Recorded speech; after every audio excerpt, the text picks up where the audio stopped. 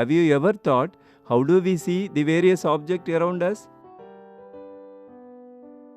Can you see object in dark?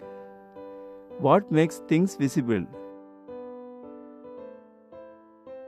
You must be thinking about light. Which phenomena of light is responsible to make us to see the object?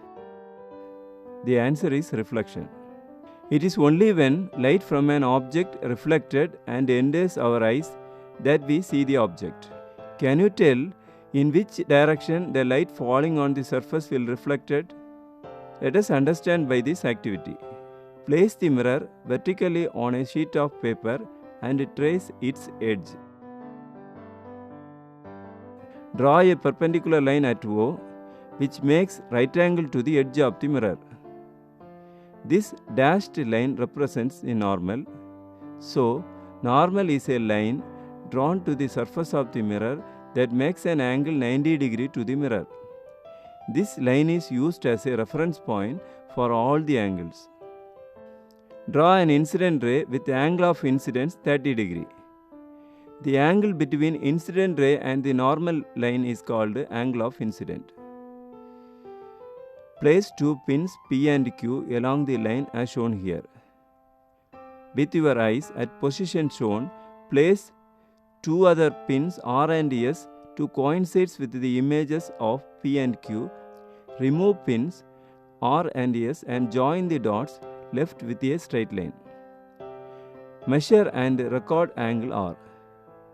The angle shows is almost 30 degrees.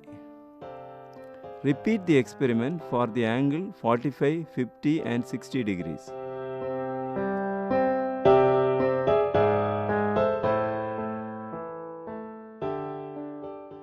Record the result in the table. What do you find?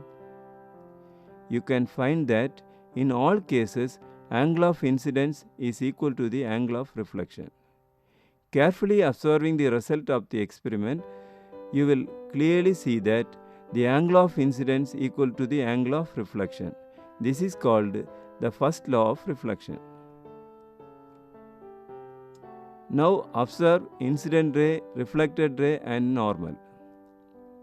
All these three lines lie on a same plane. So we can say incident ray, reflected ray and the normal at the point of incidence lie in a same plane. We call this as second law of reflection. Again I am asking the same question. Can you tell in which direction the light falling on the surface will be reflected?